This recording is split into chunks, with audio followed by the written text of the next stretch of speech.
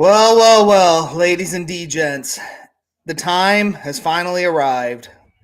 We are back for the final NFL game of the year. It is Super Bowl Sunday coming up. So just kidding. We're recording on a Friday night. Welcome to the Distinguished DeGents podcast. I'm one half of the Distinguished DeGents. My name is Steve, Big Bucks of Beta. Joining me as always, it is my co-host, my partner in gambling, donning the NFL MVP's jersey. It is the one and only Jason Money Mansman.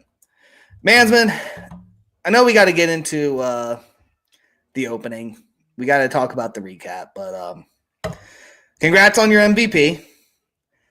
As I talked to you about off air, this has been one of the worst few weeks of my life. So I'm just going to pull a Tech 9 in honor of Kansas City. I'm just going to start housing Carabaloo. So salute. Cheers to you. Flanger.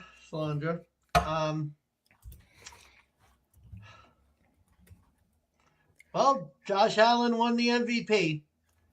First Bills quarterback to ever do that. Congratulations.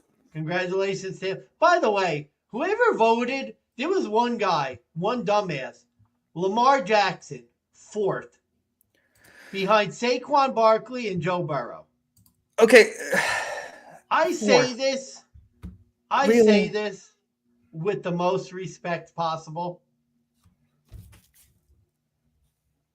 Kill yourself. I mean, come on. Really? See, that pisses me off. Take his fucking vote. Like, if you're not going to take this seriously, I do think Josh Allen deserved to win. Like, just by definition, MVP, who meant more to his team than anyone. Yes, Josh Allen did. But the guy who voted Lamar Jackson fourth, just take his vote. Joke. I'm not saying his name. I know who it is. I'm not saying his name. No, I you don't have to follow it up with what your previous statement was, but who was it? It's that fucking guy, Miller. What's his first name? Fucking Miller. He's got some fucking online. He's some online show that he has. Let me see. Jim Miller. Jim Miller, yeah, Jim Miller. Really? Slights NFL MVP vote from Lamar Jackson again, according to MSN.com. Fourth place behind Joe Burrow. I loved watching Joe Burrow in the playoffs this year. Oh, that's cool. Okay, look, here's what I'll say. You're 100% right. Jim Miller, get fucking bent. I'll call him out by his full name. Jim Miller, get fucking bent. You shouldn't have a vote anymore.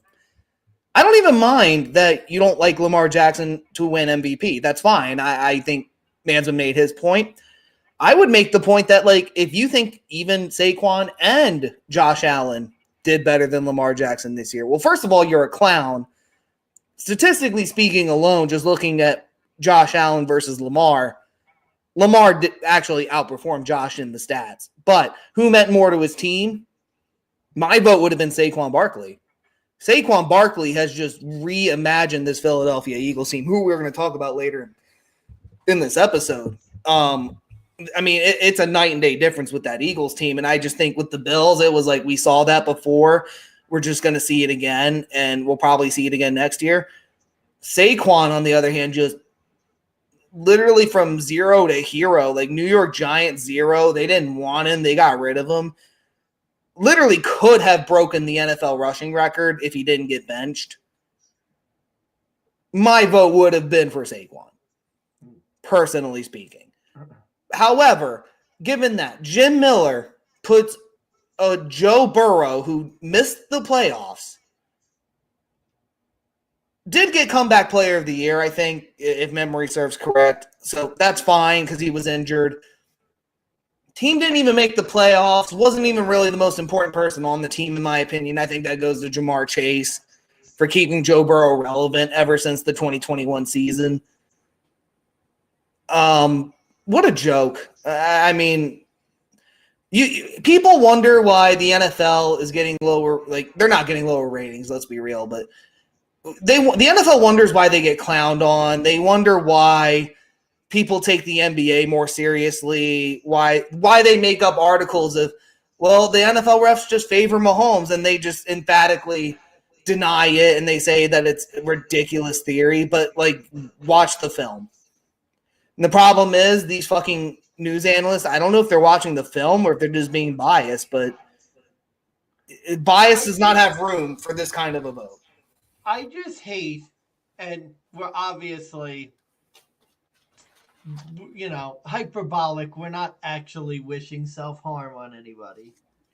But what I hate more than anything are these people who just are trying to be that guy. The guy who didn't vote for Mariano Rivera to be a first ballot Hall of Famer, or the guy who didn't vote Derek Jeter to be a first ballot Hall of Famer. Really? Like, you're just being that guy. This guy, Jim Miller, voting Lamar Jackson fourth. Like, don't get me wrong. Bills fan, Josh Allen finally getting the recognition he deserves. Good on him. He deserves it. Great story. But putting Lamar Jackson fourth, that's disrespectful. And now, are we ready to get to the conference round recap? Yeah, let's do that. I think we're ready. We have to start, though. Yeah, we're ready. Here we go. Oh, God. Fucking, there's your MVP. Another loser. On the ground. There. No more fucking Josh Allen fucking jersey. Loser. To be fair, it really wasn't Josh Allen's fault. Oh. How about Dalton Kincaid catches a football? How about Sean McDermott's defense doesn't give up 30 for like the 50th straight game? Yeah. I'm not even angry. It's just, it's over. The Bills can't beat Kansas City. They never will. It's over. Josh Allen should be traded. Maybe Josh could win a Super Bowl. Trade him for Bo Nix. Oh, by the way, I'm going to do it differently. Remember when I declared the Bills season over? Yes. Well, guess what? On this show now, the Super Bowl is February 9th. The Bills' 2026 season ends at 11:45 on February 9th, 2025. The Bills' season is over because Sean McDermott is still the head coach. So I'm declaring it right now. The Bills' 2026 season is over February 9th, 11:45 p.m. You heard it here first. So the season will be over if McDermott's still head coach.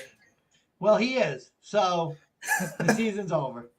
Literally, the minute this season ends, next season for the Bills is over. Okay. I'm going to give a hot take here. By the way, there's only one real MVP for the Bills, and his name is Jim Kelly. He at least made a Super Bowl. Made four. Josh Allen can't even make a Super Bowl. All right, I'm going to give a hot take here. Okay, so let's get the obvious out of the way. The Chiefs, I think, there's two main calls that were questionable according to fans. The first one was the jump ball into the red zone. I think it was the 3-yard line that McDermott did correctly challenge. However, what you'd have to correct me if I'm wrong. It sounds like he originally challenged just the spot of the ball. Didn't challenge whether it was a catch. So when they reviewed it and you watched the replay and it was basically, okay, the ground clearly caused the catch. This should be ruled incomplete. Well, no, the refs just reviewed for the spot and they gave the ball to Kansas City where it was. That was confusion number one because I was thinking, like, well, if you watch Dez Caught It back in 2016, they're like, yeah, he that was incomplete. You watch this play, and it's like, okay, this is clearly obvious. This should be incomplete. Nope, spot of the ball is correct. First down, Kansas City. Kind of like they missed the whole fucking point of, like, instant replay. But I'm not sure what to make of that, number one. Number 2, the 4th down tush push. On one hand, I blame McDermott too, because the whole time we're watching the game, I said to myself, how many failed tush pushes is it going to take for McDermott to mix this up a little bit? To hand it to James Cook. Yeah. Maybe do a fake play. Yeah. And no, every 4th down was a tush push to the left on the side. And the Chiefs and Spags caught it on very quickly and basically said, you know what? We're just going to block that side. If he beats us any other way, he beats us.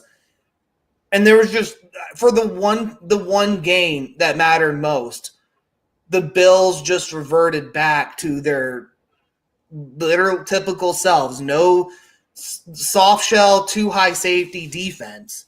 They resorted to just their fucking playbook that they had. They didn't want to mix it up. They just did the same thing over and over again, expecting it to work.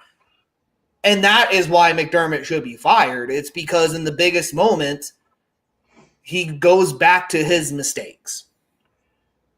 Having said all that, I'm sorry, Josh Allen, you do not get to cry Chiefs favoritism. You do not get to cry this shit if you can't make a 4th and 1 on multiple attempts. Josh Allen, MVP, on the line, 4th down, biggest drive of your career, can't call timeout to reset in what was clearly a busted play from the minute he jumped on that line. Every year. Are you talking about the Dalton Kincaid drop? Yes. And yes, I'm talking about the Kincaid one. And the play before that one, too. Where he took the sack. Oh, yeah. That wasn't great. That is a failure of leadership at all levels. And every Bills Mafia member, everyone in ESPN, everywhere else wants to blame McDermott, and that's fine. But if your MVP quarterback doesn't know when they should call a timeout, if they can't recognize the play is busted and they're just going to try and go Superman mode, I'm sorry, you deserve to lose. And every other year, I've watched the Bills play the Chiefs. Every other year, I have found multiple other reasons why the Bills they didn't get it done. None of those times were Josh Allen. This is the one game I really look back and I have a hard time not putting some of the blame on Josh. That's fair. That's fair. A couple of Bills content creators said something similar, and I agree. Josh was not Superman MVP Josh. He did not play great. It's just hard for me because there were a couple blasphemous people. This loss is on Josh Allen. The offense scored 29 points. They're averaging 28 points a game against the Chiefs and have lost. When is Sean McDermott, the defensive guru, defensive coach, defensive mastermind, going to be blamed when the Bills consistently give up 30 plus? And I could see in previous years, the Chiefs put up 45 every game. This year, the Chiefs offense didn't put up 30 in any game ever. And against the Bills, they dog-walked the defense. Mm-hmm. And I don't want to hear Taylor Rapp was hurt. I'm just done with the excuses for this team. I'm done. I mean, DeMar Hamlin got cooked while you were talking. I mean, DeMar Hamlin, let's be honest, nice story. Below average NFL safety. Yeah. I'm tired of the excuses. I'm tired of the shoulda, woulda, coulda. Dalton Kincaid catch a football, looking like another Brandon Bean draft bust. Amari Cooper, I hate to say it, bust, bum. Didn't do anything for us. No separation. I mean, Von Miller, another $80 million down the slippery slope. Just not good enough, man. Just not good enough. AJ Epineza. Elam, bust. Yeah, I can't disagree. I cannot disagree. Ed Oliver, disappointment. AJ Epineza, disappointment. Well, I think at the end of this, I'll sum it up quickly. I made 3 points for the Bills that they had to do to win this game. They didn't, and I'm pulling the game stats up here. They needed to lead in time of possession. They did not do that. Or they barely did. They only did it by like one. They barely did it by over a full minute. Couldn't tell from the game, though, if you actually watched it. It seemed like the Bills, really, when you watch that game, I think the Chiefs had one drive I think they punted, or one drive that didn't go their way. Every time you saw the Chiefs have the ball, they scored. When the Bills had the ball, I think it was like maybe once a quarter, they're punting it away to Kansas City. You don't win games by giving the ball back to Kansas City. No, like, you cannot do it. Too, buddy. You're 100. The ease of it. It looked like Kansas City just, whenever they wanted to, they would just right down the field touchdown. Mm-hmm. And the Bills, it was like pulling teeth to get points. Yep. I mean, that was number one. Turnover battle. Oddly enough, the Bills did win it with one fumble recovery. They didn't really execute afterwards that, though. I mean, I'm pretty sure they gave the ball right back to Kansas City after that fumble recovery. Yep. Can't do that in this kind of a game. And ultimately, you have to hold Mahomes. You have to keep him in check. You have to put the pressure on him. What did they do? They rushed 4 or 3 every play. Tried to play soft zone. Tried to play man coverage. It looked like night and day from the first time they played him in the regular season. It was just the Bills could not get ahead. Oh, 0.4. Bills had to play from ahead. They could not get behind. What did the Bills do all game? They played from behind. That 4th and 1 that he didn't get really cost us the season, because I think if they get that, but again, this is the Bills every year. Shoulda, woulda, coulda. They don't. They can't beat this team. They can't beat the Chiefs. You can't beat the Chiefs here. So, again, Bills 2026 season ends 11:45 p.m. February 9th. There you go. All right. Final score for the Chiefs-Bills was 29-32. Chiefs do move on as your AFC champions. God, it's sickening to say. 4th time in a row they're doing this now? Yeah, this Super Bowl's disgusting, bro. This is all right. This is disgusting. Well, the NFC game was a lot more one-sided, per se. Eagles 55, Commanders 23. Let me just throw you some game stats, and then we'll get your thoughts. So, Jaden Daniels, by the way, Rookie of the Year. Well-deserved. Congratulations. I wished it was Bo Nix, but Jaden Daniels truly deserved the award.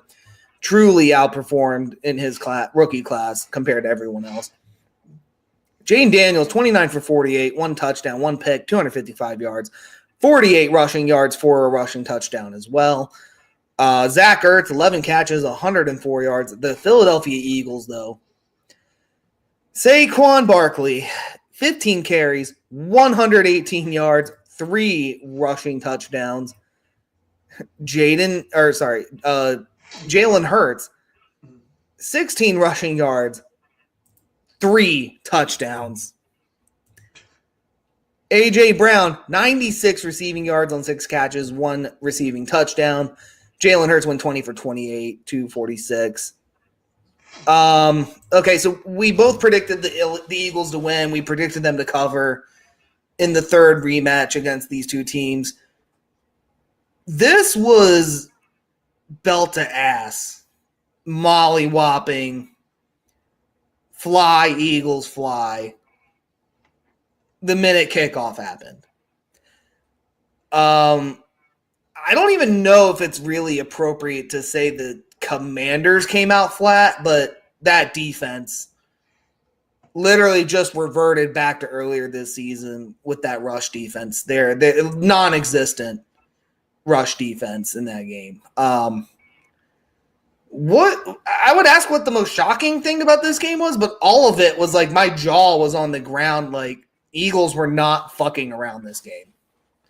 It's weird because it went exactly as I thought it would go. I mean, we talked about it in the handicap, why it was the Eagles were such a good play, because the strength of their team's running the ball. Washington has had one of the worst rush defensive EPAs all year. And how the game went. Detroit was able to run against them, but they had all those turnovers.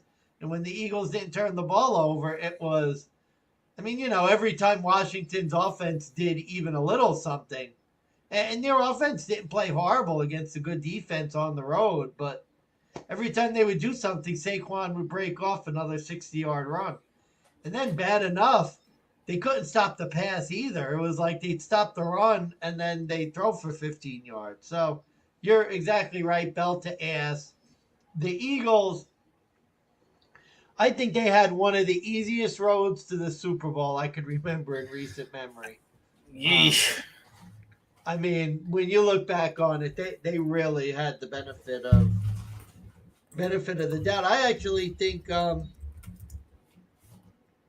if the Bills had won, they would have had probably one of the hardest roads to the Super Bowl ever, strangely enough. But yeah, I mean, there's not much for me to say about the game. It kind of went as I expected. Eagles were just the better team, and Washington's run defense, they kind of showed up. They've been bad all year. They've kind of been getting away with it lately, but not against the Eagles. And remember that prop I gave you, the fourth quarter on the Eagles? 21 doodle. That was and the third quarter for the Commanders too. Don't forget that. You did. Yeah, that's right. I got third quarter Commanders, fourth quarter Eagles. That was nice. That was a great hit. Okay, I'm gonna make a debate with you. Eagles versus the 2017 Patriots. Easiest road to the Super Bowl.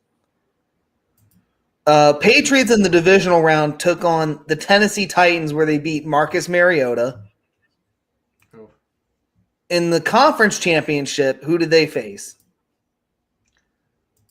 God, I'm trying to. 2017. Was that the Jets? No. No, because the Jets have it. 2017 Patriots. Fuck. There is a meme about the photo for you know how they do the conference photo championships every year? Yeah. This one's a meme. Like this one is. I don't remember. It was Blake Bortles and the Jacksonville Jaguars. Oh my God, I blocked that out. I forgot all about that one. Yeah.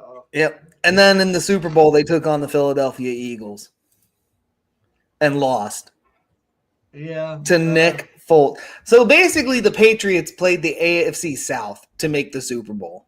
Yeah, I think that's probably worse. Although the Eagles, think about it. Conference championship against a rookie team on their fifth straight road game. At home snow game. The Rams, a dome team, traveling cross country in the snow. They almost lost that, though. The game before that, the ghost of Jordan Love with like 17 injuries. Okay, that was easy. I don't know, man. That was pretty easy road. I don't think it was the easiest road, but yeah, I would say in terms of skill compared to the Bills, compared to maybe even the Chiefs, so you can make the argument with C.J. Stroud with how that game went, like easiest road. I could see it. It's so crazy because the Texans aren't that good, but I think the Texans are probably better than Green Bay and Washington. I mean, didn't Houston beat? Oh no, Green Bay beat Houston. Houston didn't cover. That's what it, Houston covered. They lost. That's what happened. So I don't know. Yeah, but ghost of Jordan Love. I mean, Jordan Love was a cripple in that game. Fair enough. Yeah. I mean, we kind of said it. Third rematch. Home team, NFC Championship. Big play there.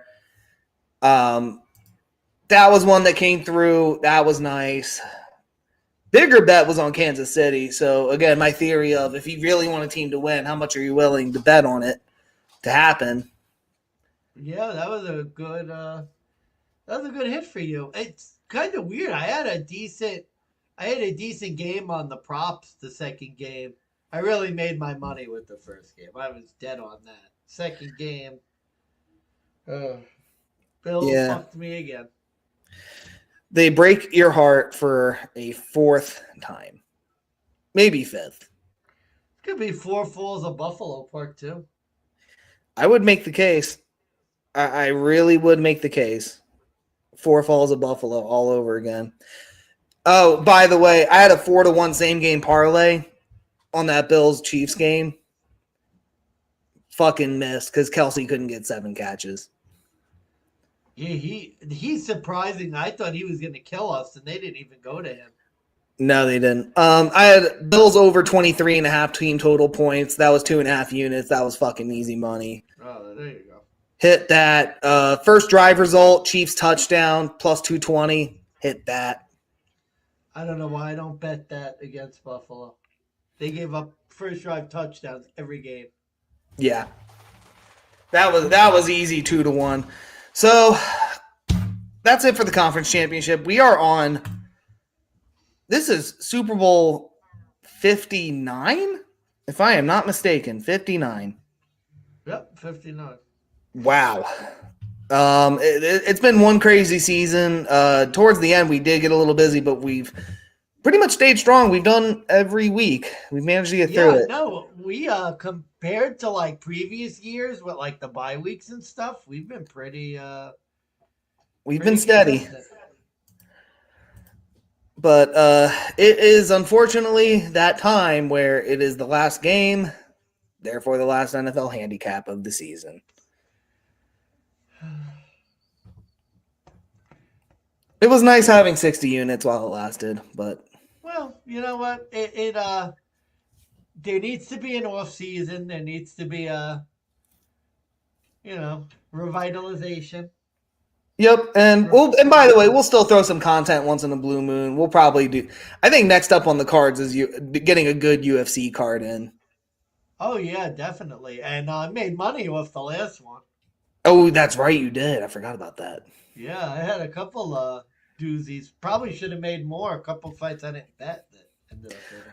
I was gonna say there was a heartbreaker one I had that fucking killed me. Let me see if I can pull it up real fast. It was on DraftKings. I had a parlay that died because I fucking did a donko move. Oh no. Oh yeah, it was a 4-leg. It was 45-1. Oh Jesus, no. Bogdan Grad versus Lucas Alexander under 2.5 rounds. Hit that.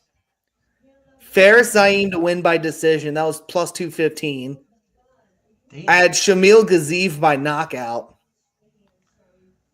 And for some dumb reason, I hit Jasmine Jadazuvich versus Mayra Bueno Silva not to go the distance.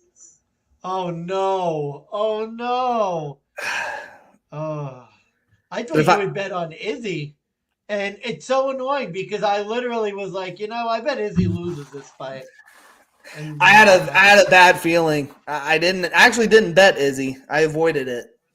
But I did bet. Well, I think I did bet on the fight before Izzy and made money on that. Night. Izzy went to sleep.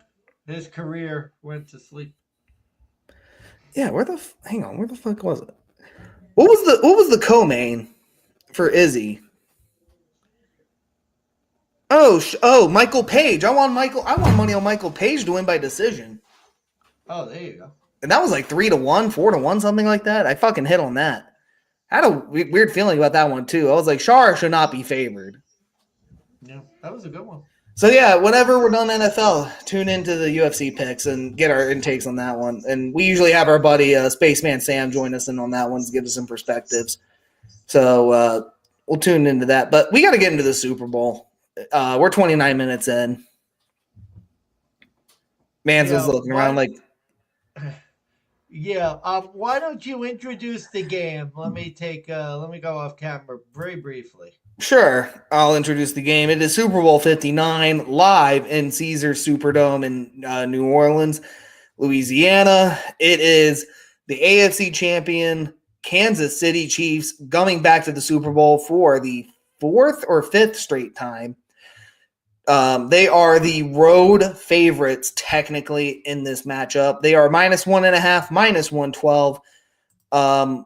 They are going up against the NFC champions, the home team, the Philadelphia Eagles. They are a 1.5 point underdog at -115 on FanDuel, -104 on the money line. The over-under is 48.5 points. FanDuel metrics state right now that the Kansas City Chiefs are getting money on the spread at 52%, but the Eagles are getting a bit of an edge at 51%. So really, this is a coin toss game. DraftKings, I think, has the Eagles at plus 100, Chiefs minus 120. So make sure you shop around and get your best number. But the over-under does seem to stay put at 48.5. Eagles have won 5 straight. I think covered 5 straight as well. Better on the spread, 14-6 on the year. The Chiefs, on the other hand, 9-1. Both teams are dead unders at 8-11 and 9-11. And with that said, Mansman, another goddamn Chiefs Super Bowl. Yeah. Tech 9 would be happy. I hate this game. Here's the thing, though. A lot of sharp money has been coming on the Eagles. They're talking about the stats that the Eagles are actually statistically the better team. And the Chiefs have been winning a bunch of one-score games. And, you know, this is the game where it's going to catch up with them. And the Eagles pass rush and yada, yada, yada. This, to me, I think the Sharps are suckers in this game. Really? The Eagles have been bet. And to me, if you look at it, the Chiefs have had the much tougher road to get to this game. Andy Reid off a bye. We know the numbers. And I just think the biggest problem, though, and I have to find the actual team rankings. I gotta pull that up again.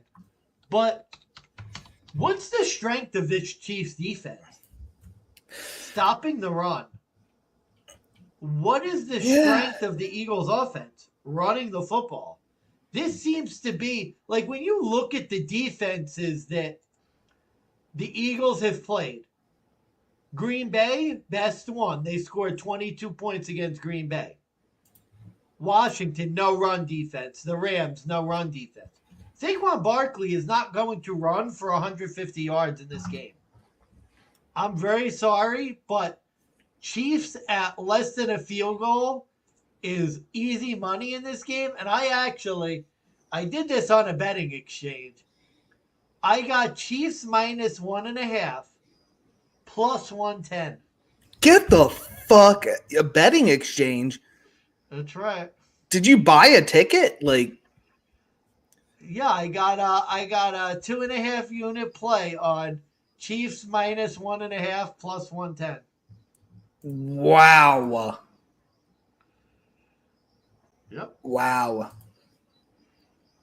So if you really I gotta say, if you really like the Chiefs, how high would you bet it on the spread on a ladder?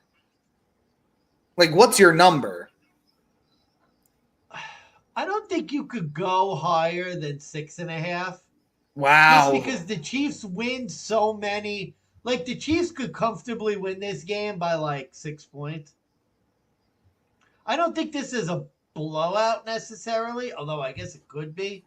I think Chiefs, if you really wanted to be cute, Chiefs 3.5 to 6.5 in that range. See, I wouldn't go higher than 2.5. Last 3 Super Bowls, it's ended in 3. Well, that's true. So, I mean, the last time the Eagles played the Chiefs, I think it ended under 3. So before I give my pick, I'm going to run through those stats, and I'm going to throw you some other stats that you missed that I think are also just as equally important. So just in general, underdogs have covered in 4 straight Super Bowls. The Chiefs are now Super Bowl favorites this year. The last 2, they were the under. So keep that in mind. In the last 10 Super Bowls, the underdog has gone 6-4. In the last 15, they're 10-5 ATS. What do I got here? Oh, those are my player props. So the Chiefs are 4-1 straight up against the Eagles in their last 5, going all the way back to 2013. Mahomes is also an NFC killer, 25-5 all time in his career. against the NFC. He went 5-0 this past season, defeating all of the AFC South and the San Francisco 49ers in their injury-riddled team. You got Andy Reid coming off the bye. He is 28-3 straight up, coming off of a bye, all-time in his career.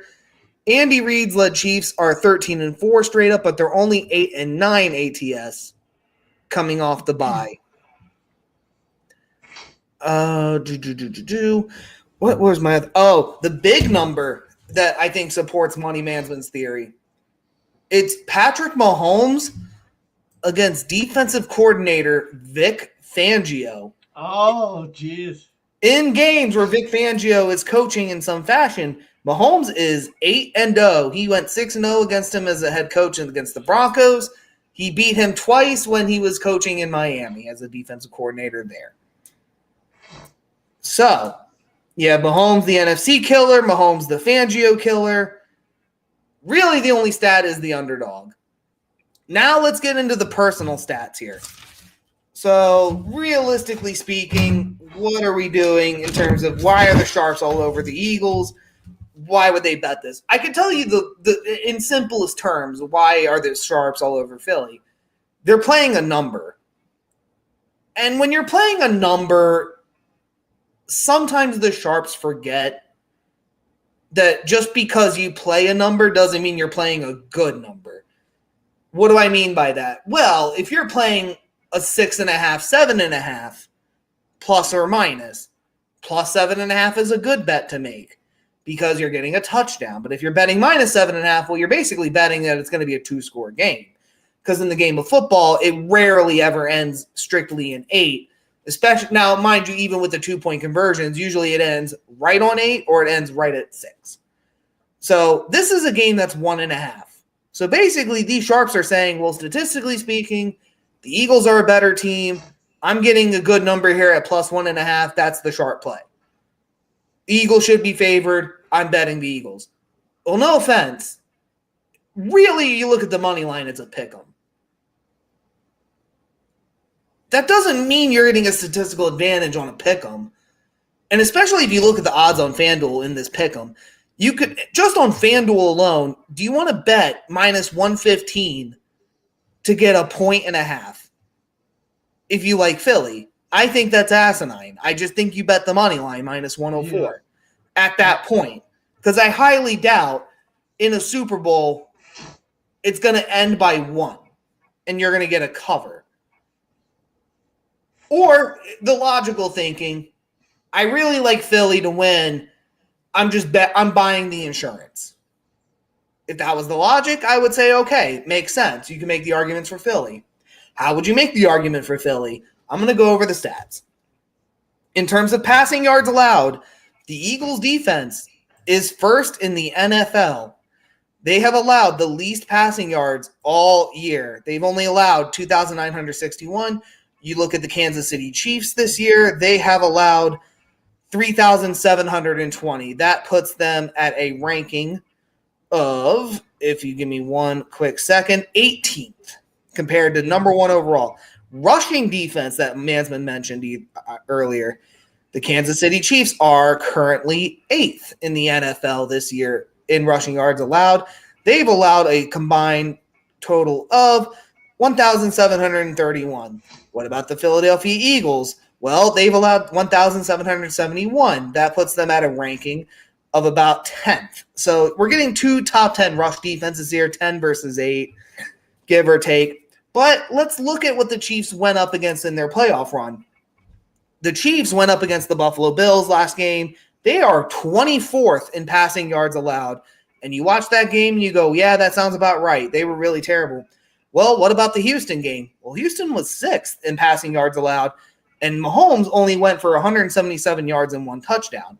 You throw those stats up, I think you could beat them. But let's look at the rushing defense.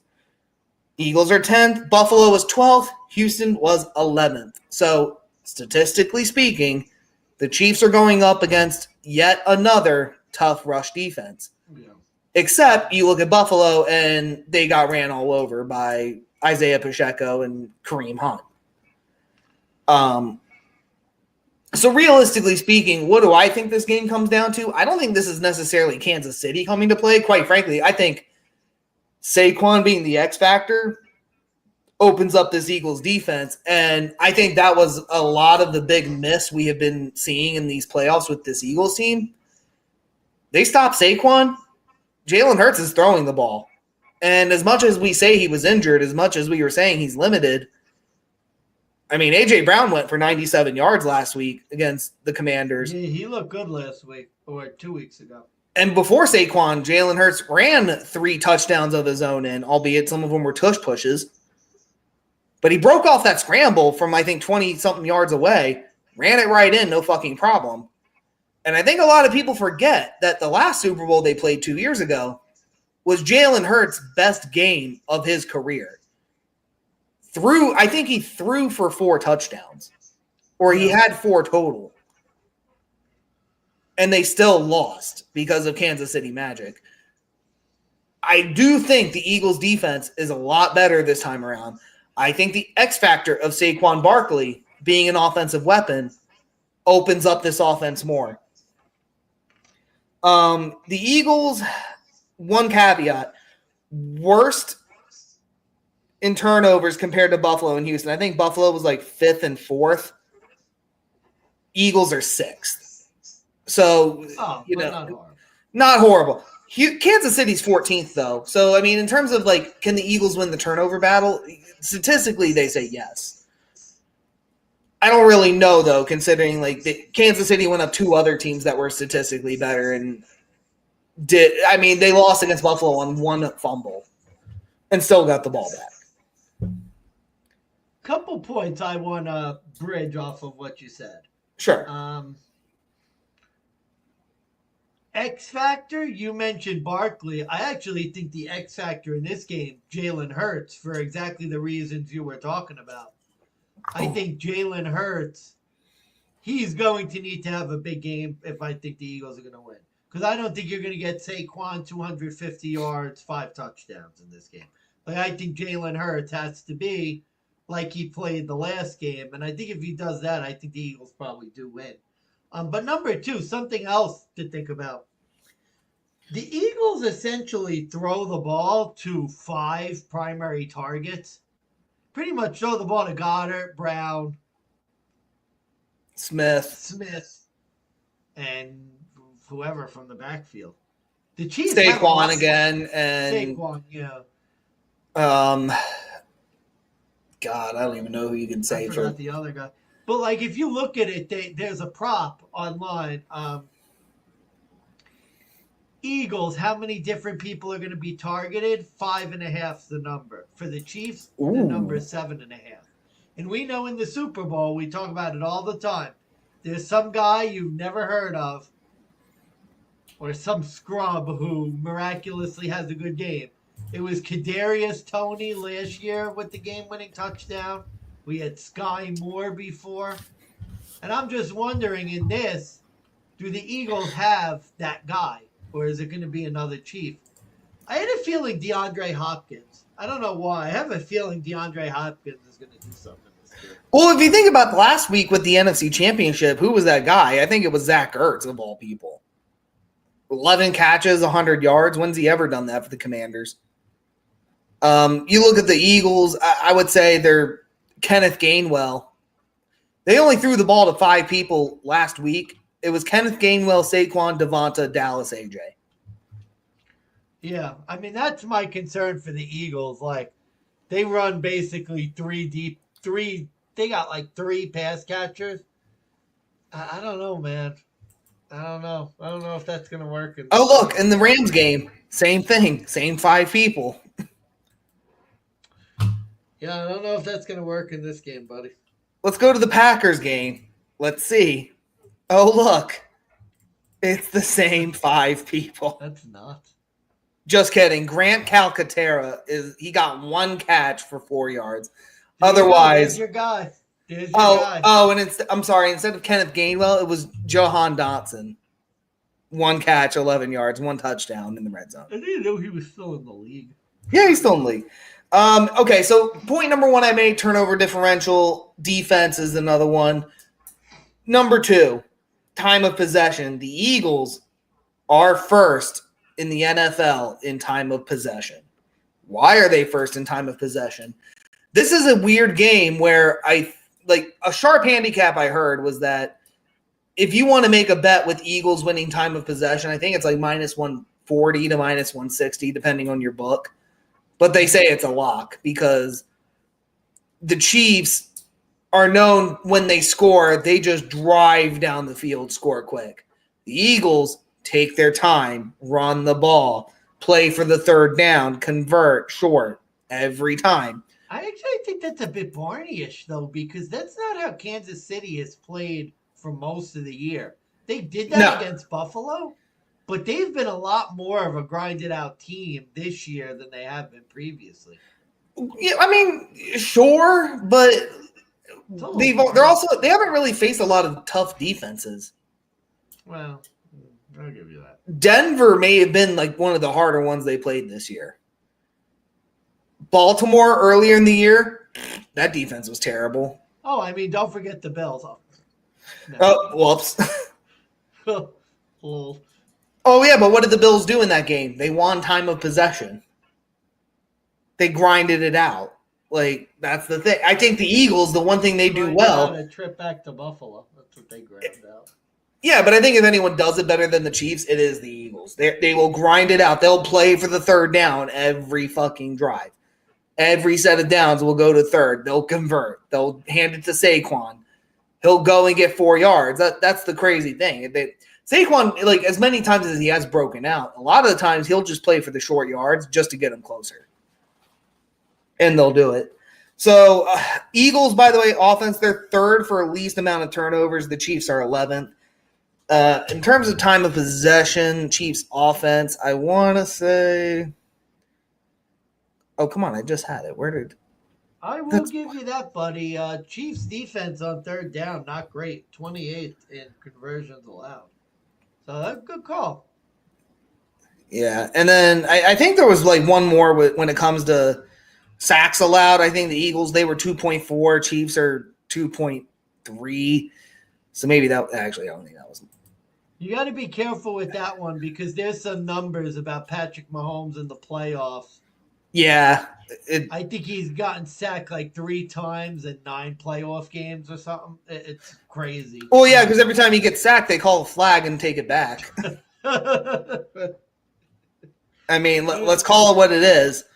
Well, that could help. Red zone percentage is another one. Chiefs have not been good in the red zone this year. Philadelphia, I mean, they're 57.4. The Chiefs, on the other hand, their percentage is actually even lower, 53.8. But my thinking is this. The Chiefs did really good against the tush push against the Bills, but the Bills ran one direction. Who did the Bills copy? They copied the Eagles. The Eagles are the masters of the tush push. They know when to do it. They know when to change directions. They have it set up with a better center, no offense. But again, they just had that different X factor this time around. Statistically, it would surprise me if they learned from Buffalo and do like a fake off the tush push. We've seen them do that before. Yeah, and we've also seen other fake plays the Eagles have ran very recently to confuse opponents and has played to their advantage. This isn't so much that I think the Eagles are that much better of a team. I just look at performance. I look at recency bias. And I do look at it as a better. I look and say, well, the Chiefs were 1.5 favorites at home against the Bills. Now they're on the road as 1.5 point favorites against a team that's statistically better, looks a lot better of a team offensively and defensively. They have an X factor, whereas Mahomes just seems to, like, once again, keep getting lucky. And that narrative of the refs, I know it, like, I thought it was going to bite the Bills in the ass, and it sure shit did. I don't know if it happens again, though. Like, I really don't. And I think it's... Yeah, people are talking about it, and they're defending it. Yeah, I can't defend the drop pass. I can try to defend Josh Allen on 4th down, although, like, I don't know why you don't have a sky angle of him crossing the line and you don't use that. That seems suspicious to me. I don't think those tactics and that kind of luck is going to happen with this Eagles team. Like, the Chiefs have been getting away with a lot of sketchy wins where a lot of things have gone their way. This is the one game I think the Chiefs, really since week 1, the Chiefs just have to beat the other team. They can't get one, like, this isn't going to be a game where one toe on a white line is going to make or break the score. I just think they have to be better, and I don't think this is the case. So, with that said, begrudgingly, I am picking the Eagles to be your Super Bowl 59 champions. I think this one gets them over the hump. I believe the Chiefs have ran their course. This is going to be a wake-up call for this organization. And to be honest with you, I don't know if the refs saved them this time. I don't know if I think the Eagles might be too smart to put themselves in a position where they have to get the refs to bail out Kansas City. Now, Vic Fangio is a concern. The defensive thing with Vic Fangio, that concerns me. Because I've seen Mahomes tear apart Vic Fangio-led defenses time and time again. Not even like cutesy, not like a close game. I have seen blow out Mahomes just ruin Vic Fangio and like decimated. But my opinion of that is it was a Denver Broncos team with no quarterback, and it was Miami. And no offense, Miami's defenses were never that good to begin with. This defense is different. Have you seen the Eagles players coming down with the illness bug? It's come across my radar.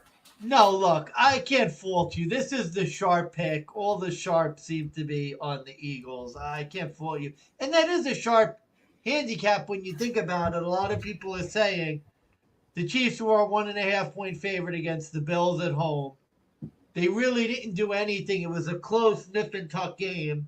And now the Chiefs are 1.5 points on a neutral field against the Eagles. And a lot of people have them power ranked close to the same. So it's the sharp play. I get it. Although I don't know. To me, I kind of think Barney's going to be on the Eagles just because I feel like a lot of Barneys are, oh, the Chiefs suck. We don't want them to win. Trust me, I don't like betting Kansas City, but minus 1.5 plus 110. I had no choice. All right, I'll give you one. I was saving this. We have one last stat to give out. We have a non-conference game. Mansman, do you know who led the non-conference series? NFC, I'm presuming? Correct. Very surprising considering how top-heavy the AFC was. Yeah, AFC is a non-conference road team, although this is a neutral site. They were 50% money line, they were 50% ATS, 21-27 straight up. That was That was AFC non-conference road teams. They were 50% ATS, 21-27 straight up. And in terms of as a non-conference road favorite, that's the one spot that actually does favor you. 13-7 ATS, 14-6 straight up. So maybe Kansas City in a New Orleans stadium does benefit you. I have a couple plays with the fact that it is a stadium because we're not just done. We're not just here to pick the games. We got some other bets we got to give out. We waited 2 weeks. I think we got to talk about some things. So let's start with the game props. So this is our segment where we're going to give out like some halves plays. We're going to give out some team totals. We'll give out some like maybe some winning margins, see what those lines look like. So we'll use FanDuel odds for the sake. But Mansman, first half, second half, quarters, anything for you to play. You did very well last week, so I'm very intrigued to see if you got anything this week. Yeah, I gotta see what the current. Oh, where's the current number? Oh, come on. I'm trying to find the current numbers, and of course, it's all the crap. I'm looking for the actual first half. God damn. You want to go first while I try and find the number I was looking for? Sure. Where did I put that number though? Okay, Okay. I'll go first because I actually have an over under. I'm What do you going got? over 48 and a half. When these teams played in the Super Bowl a couple years ago, it was a high scoring game. You talked about the Vic Fangio angle, and I just feel like I don't know, man. I feel like every week you pick Kansas City down in the playoffs, but it just seems like these teams, if the Eagles score 24, Kansas City's going to fight back. I just don't see this as a low scoring game. These teams scored a lot the last time they played in the Super Bowl. These teams have both been in the Super Bowl before. I have a feeling that this is a lot more like a normal game, and I actually think this one goes over. So I'll give the first sort of prop type play. I'll go over 48 and a half. Gotcha. Let me see if I can pull these stats up real quick, but God, I don't know if this is gonna work. So bear with me. Yeah, maybe not. Okay. All right, my first play is going to be Eagles first half at plus 1.5. I want to say it's even minus 102, minus 103. Yeah, I actually endorse that as well. Yeah, the Eagles are a very slow, and I'm going to get into another play afterwards, but they're very slow. They drain clock. They tend to be a lot more defensive in the first half. They tend to not score a lot, but oh wait, no. Oh, it flipped. Eagles are now minus 1.5 first half. Oh, I don't like that. Yeah, I liked it when it was plus 1.5. Let me make sure that. That's because all the sharps have been Yep. Damn it. all the sharps have been hitting that one. Yeah, damn it. I was gonna say Eagles have been very good in the first half, especially as of late. I think 4 out of their last 5 they've covered in the first half. They've been very dominant in that spot. Meanwhile, Kansas City, also a slow starter, but they don't tend to score as much in the first half. They tend to play from behind in those spots. And if you think of the Bills game, the Bills had multiple opportunities to take advantage of Kansas City and get a lead. They just never were able to get over that hump. I think even if the Eagles do start from behind, they're going to find a way to claw back and keep it close. And they did that the last time they played in the Super Bowl as well. Tell me if you like this one, Steve. Eagles plus a half, but minus 130.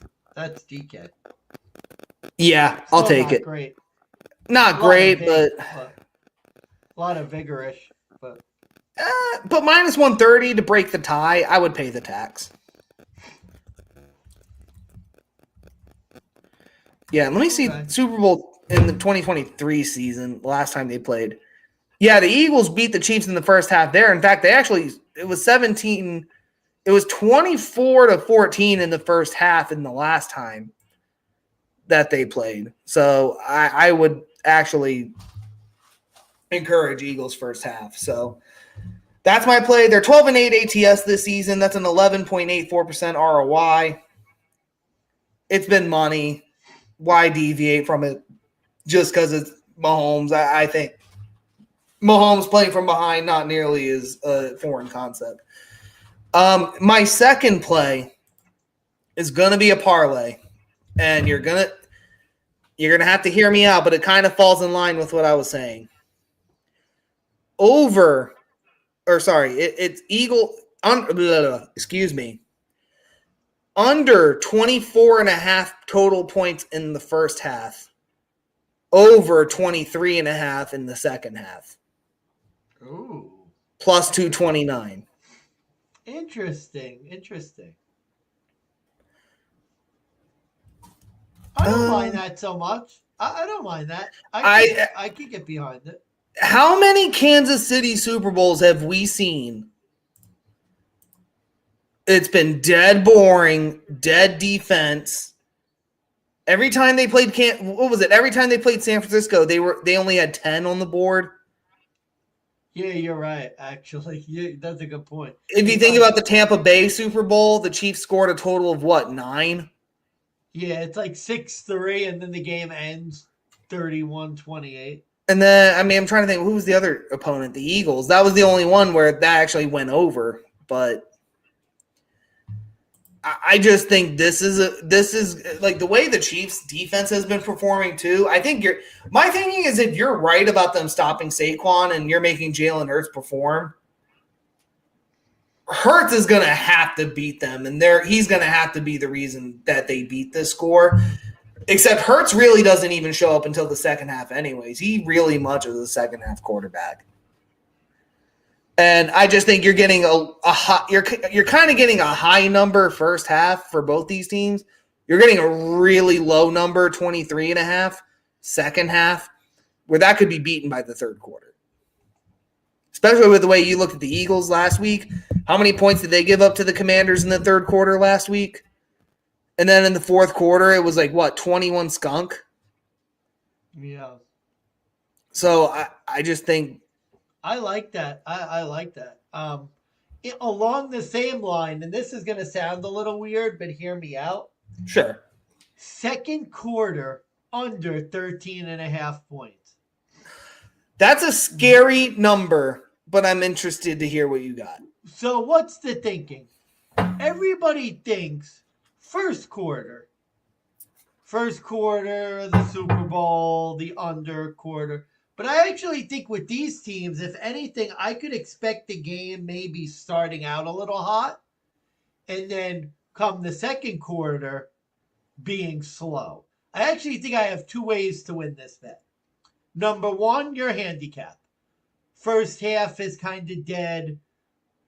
You know, your standard 7-6 Chiefs start, in which case I'll win. Or I think it's possible there's a couple big plays early, and then the teams settle down in the second quarter, and the second quarter ends up being a 6-3 type quarter. And I'm also getting the better of the number because it's under 13.5 at plus 105. Ooh, that is. So I'm not getting it. I'm getting a little action there. Let me see. Under 14.5 on FanDuel, minus 116. What's on the other side? Is it minus 116 each? No, minus 106, over 14.5. Yeah. What's that, 21 cents? It could be worth it, honestly. The 20 cents for the 14 could be worth it. You know what? I'm going to make it a live bet.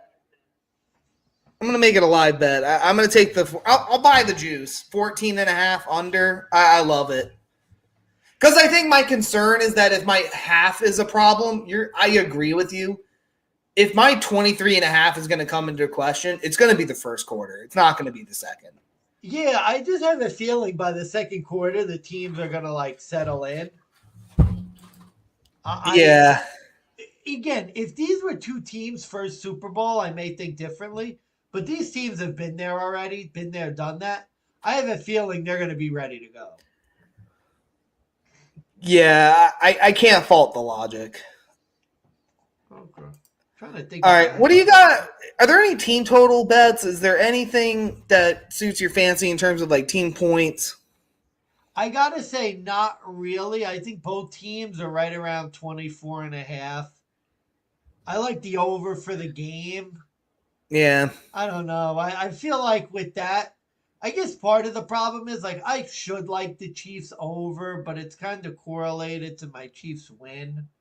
So probably game over is better just because if the Eagles win, they could win 31-21, and I'm not going to get. So there's a win. I don't know. I'm going to try and look up points real quick, but I have a win margin I want to discuss with you because you're on the Chiefs and I'm on the Eagles. Eagles to win by 1-13 plus 155. Chiefs to win by 1-13 plus 145. Wait, what? Chiefs to win by 1-13 points is plus 145. Oh. So if you put those two, if you bet both of them together, what would that be? Minus 200 for the game to end like within 13 points? Wow. I don't think you can same game parlay it. I think you have to do it. No, I'm saying like you just bet both sides. Where did you find that bet? FanDuel. Where is it? It's under scoring props.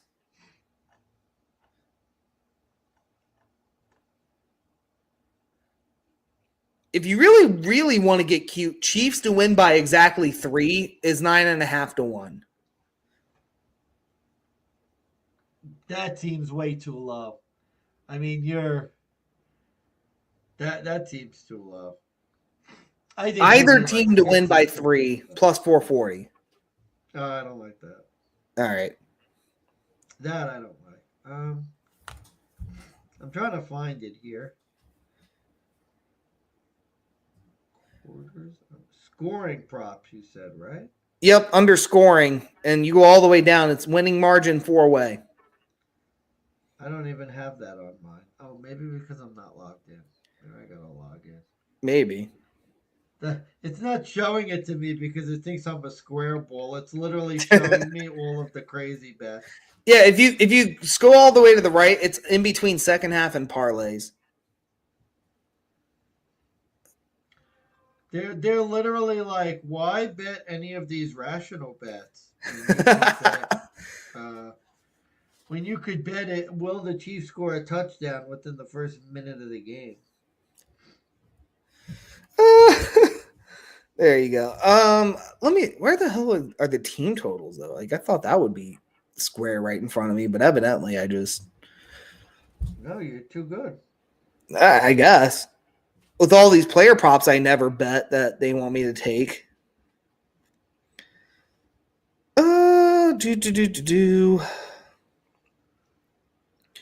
Come on. Get to the team totals. You know what? There we go. All right, Eagles team total is 24.5, which I really love. So are the Chiefs. Both are 24.5.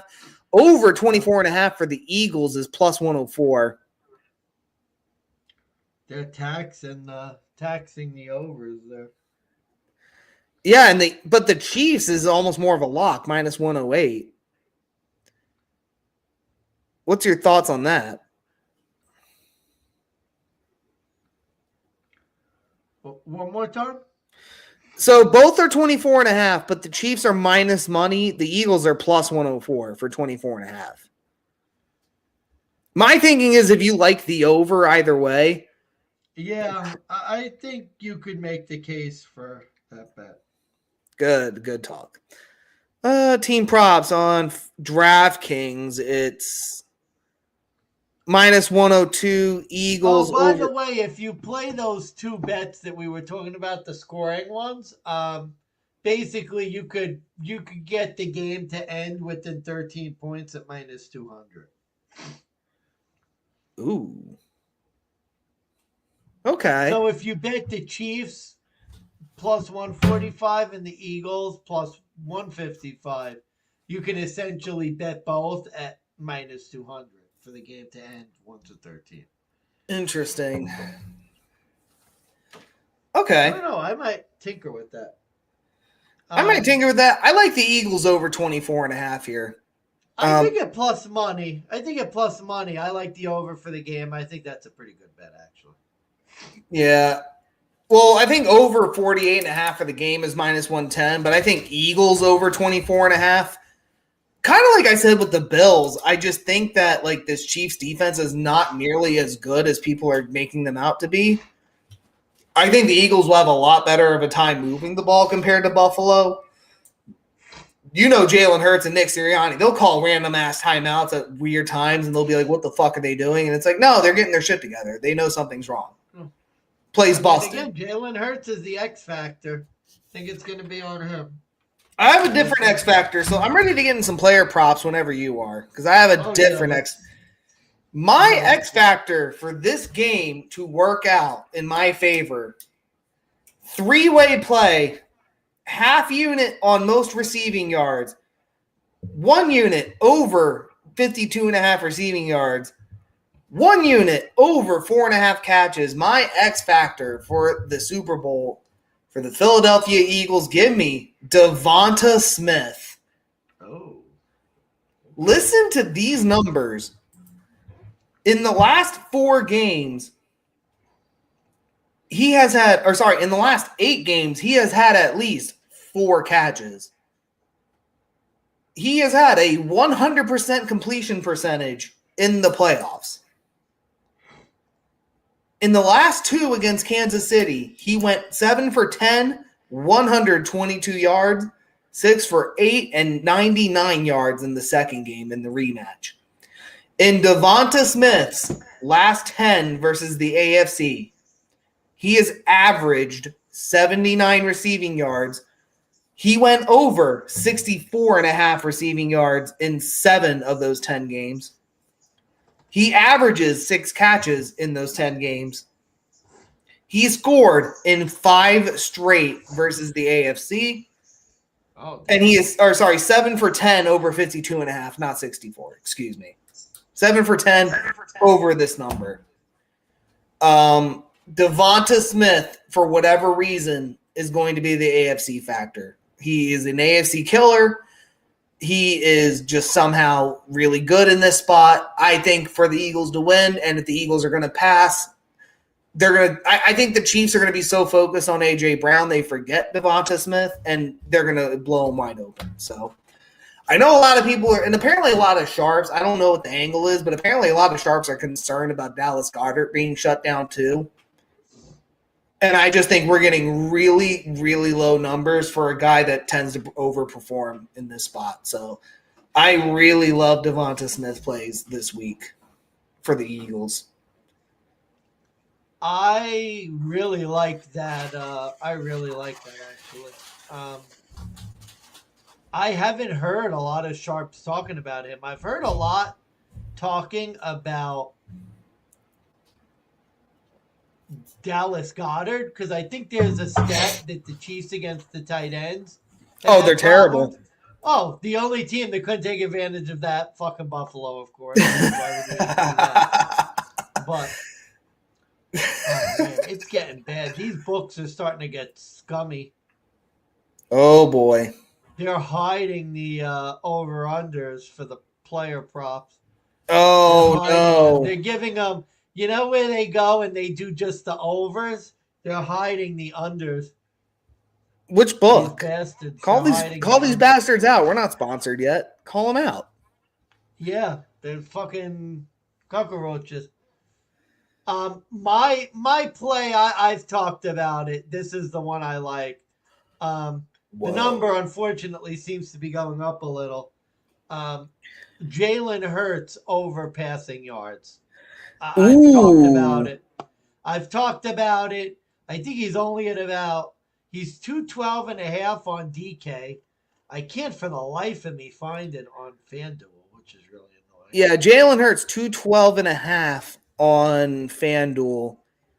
Passing props for Jalen Hurts.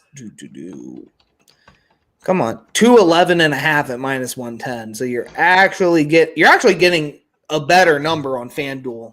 It's a yard, but you're also getting better odds.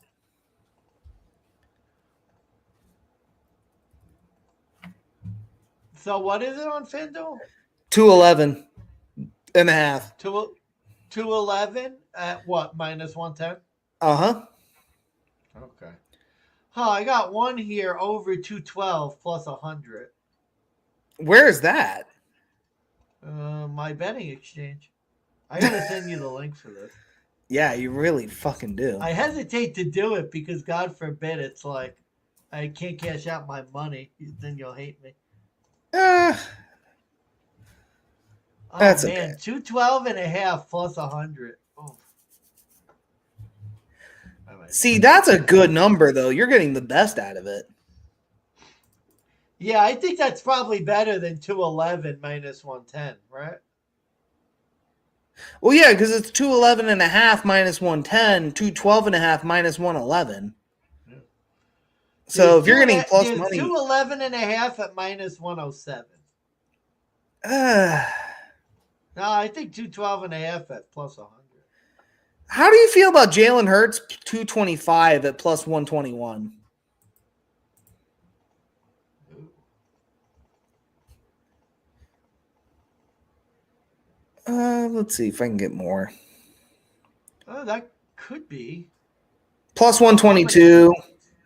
I'm gonna take a unit. I'm taking a unit at plus 100. I mean, yeah, I would at that number you're getting. I I would. don't know why someone's playing it. Some dumbass is playing under 212.5 for 135 bucks. So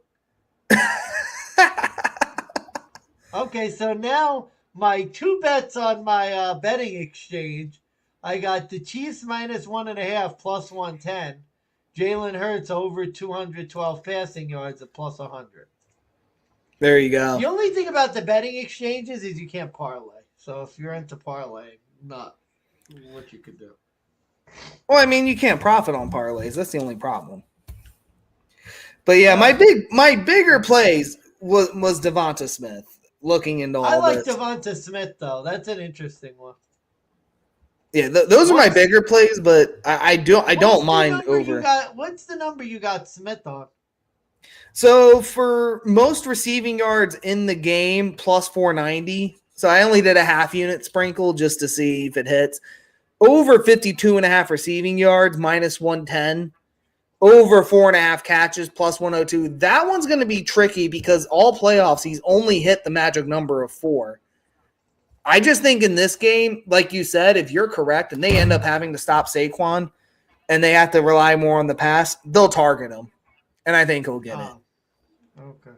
Oh, I gotta send you this. You'll love this.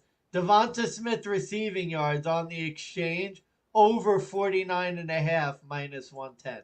Oh my god, I'm buying. Why am I buying unnecessary vig? I just you're making me feel like more and more of a Well, to dumbass. be fair, you do have to pay a little bit of vig because if you hit, there is like a percentage.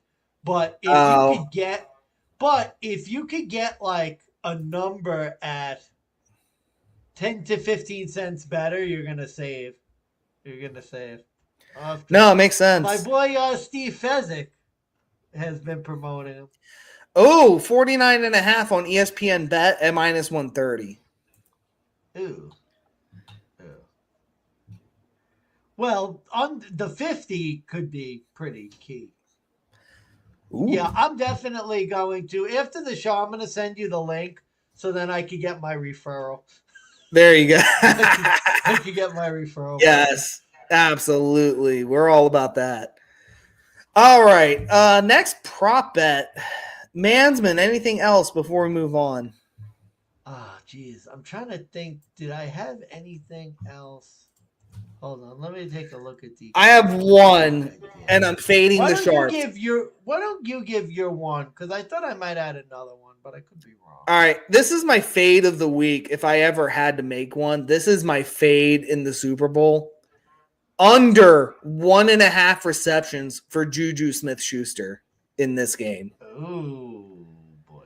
Listen, I know that. So, you mentioned Super Bowl darlings. Juju Smith-Schuster was the Super Bowl darling the last time these two teams played. He has been pretty much irrelevant all season, except for one goddamn game, ironically enough, against New Orleans, where he had 7 catches for 130 yards. He in Buffalo, or not in Buffalo, against Buffalo, had 2 catches for 60 yards because Buffalo's defense couldn't stop a nosebleed. Prior stats, though, 0 catches against Houston. Better pass defense, 0 catches, no yards. Against the Denver Broncos with Carson Wentz, 1 catch for 4 yards. Against Russell Wilson and the Pittsburgh Steelers, 2 catches for 18 yards. Houston the first time, no catches, no 1 catch, 7 yards. 2 catches, 31 against the Chargers. It's a weird magic number, but for some reason, Juju Smith-Schuster never gets above 2. And apparently a lot of sharps are hitting on the Juju Smith-Schuster props for whatever reason.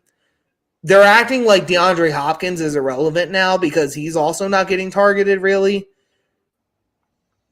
My take is that Juju is like a 3 or a 4. DeAndre's a 2. I don't think this makes sense that we're just going to hammer Juju Smith-Schuster out of nowhere. That, to me, seems like the Barney bet of the century. So I'm not going to play the receiving yards, but yeah, total receptions. Right now, his number 1.5 over is at -146, under +112. This seems like a game that I think Cooper DeJean, Darius Slay, if they come up big, they're going to come up big against one of those guys. They're not really going to go up big against DeAndre Hopkins, Travis Kelce, Noah Gray, Hollywood Brown even, or Xavier Worthy. Like, I think this is one of those things. Like, you look at the number that the Chiefs are going to throw the ball to over or under 7.5 different receivers. Mm-hmm. I think if you really like the over, you can't really like that Juju Smith-Schuster is going to get like a 7-catch game. Probably makes sense. He only gets 1. So Smith-Schuster under 1.5 catches +112. Oh shit! I got a good one for you. This is a little different. You like Devonta Smith. They have a bet, most receiving yards match bet. A.J. Brown versus Devonta Smith. Devonta Smith +154. Or are you feeling ballsy? Hear me out.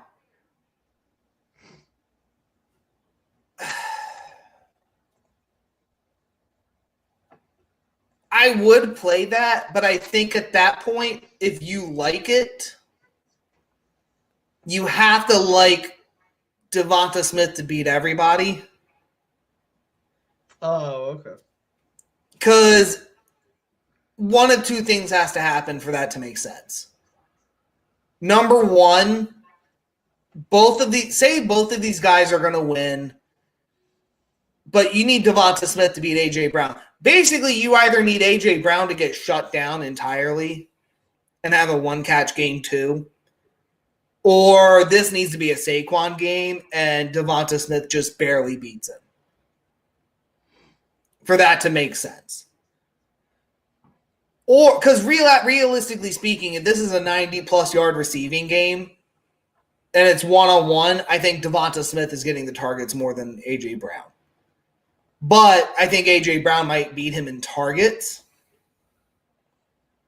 which is going to lead to more opportunities. I think if you like Devonta Smith like I do,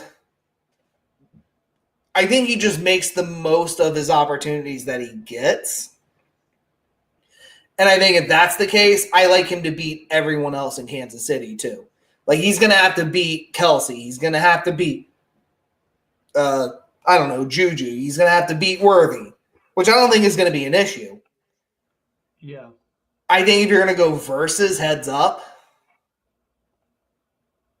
I'd rather bet on Brown because I think Brown's going to get more targets. But I think Smith will do more with what he gets, if that makes sense. Yeah. And I don't know if this will be an attrition factor. Oh, by the way, this might be time limited on DK. Both teams to score 1+ rushing touchdown +145. Oh, boy. That is tempting. I'm hitting that one. You're hitting it? Yep.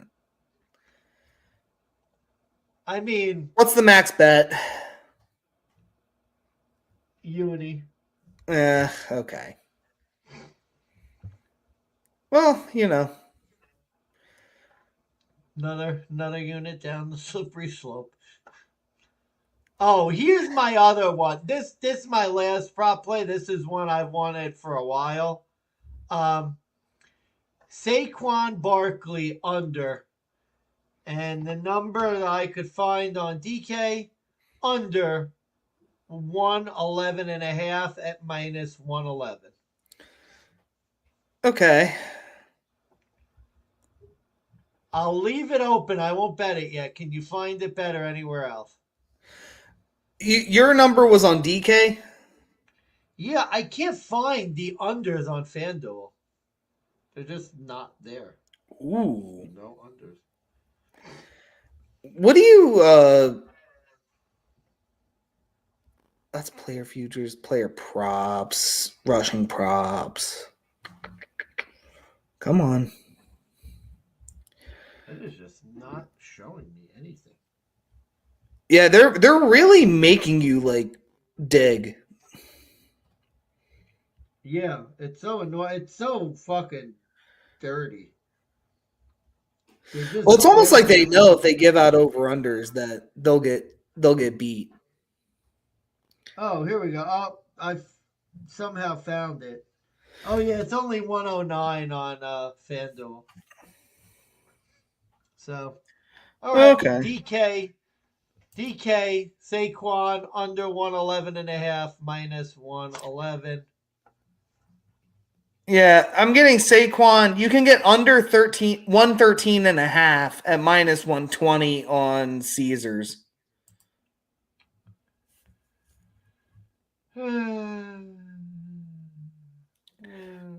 Minus 112.5, bet 365, minus 110. Oh, here we go. Yeah, Caesars is the best number, and arguably the best odds, but. All right, I just went with DK. I'll just keep DK. Okay. 11.5, minus 110. I think that's the best you're going to get. Okay. I don't know. Caesars, you're getting 2 extra yards for free. Oh, wait, you said over I'll under. probably get 113 flat. Oh, you like under 111, right? Yeah, I'm under because I think the Chiefs' defense is best rush defense they've played. I think they're going to stack the box and force the Eagles to beat them through the air. So I don't see Saquon. Yeah. And I probably was bad. I probably should have waited. But I could always try in middle too. That's true. I could always try in middle and then repop if the number goes up. If it goes up to like 115 because Barney bet it, I could always try in. Right? Is that a middle? Yeah, I hear what you're saying. Let me. So what concerns me is that not Josh Allen, James Cook went for 79, hit his over, and got 2 touchdowns. My handicap kind of states that the Chiefs' defense really isn't that great. I'm wondering if the problem with your handicap is the one big fear with Saquon. He breaks one off for 60, you're done. Well, that's why they call it gambling. I mean, no, you're 100% right. I don't know. My game script has Jalen Hurts throwing and Saquon not running as much. And yeah. I think the problem is, I think the Chiefs' defense, for the most part, has been good. I know the other bet that was really sharp that people are going for is the longest rush. Saquon under 25.5, and you could see on DK it's minus 145. I heard the sharps are just pounding the shit out of that one. Gotcha. Because the Chiefs don't let up a lot of long rushes. Yeah. By the way, if you want to get cute, I think DK is the best odds right now at plus 113 on Juju Smith-Schuster under 1.5 receiving yards or under receptions, excuse me. So that's my big play there. I don't really have too much more for player props. I think my last one, I was going to say Mahomes, but I don't see Mahomes under passing yards. I don't see that as making sense, but I like Jalen Hurts over. So, yeah, I'll move on. We only have 2 more categories left. Who are your touchdown scorers, Mansman? I have 3 on the board that I'd like to give out. So we'll start with your first. Who was one of your anytime touchdown plays? Oh boy. It's chalky, but it kind of feels a little low for the Super Bowl. Jalen Hurts is Oh, I player love it. number one. I think let's see, minus 120 on DK, minus 115 on FanDuel. Let's see what I could get on the betting exchange.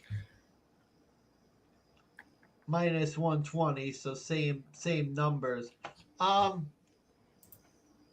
Tush push. He had 3 touchdowns last week. You know, in these games, the quarterbacks are going to put it all on the line. I actually like this a lot better than the Saquon touchdown at like minus 190 or whatever. I don't know. To me, this seems like the easy one. I think Josh Allen got a touchdown last week. It would not surprise me Jalen Hurts gets one.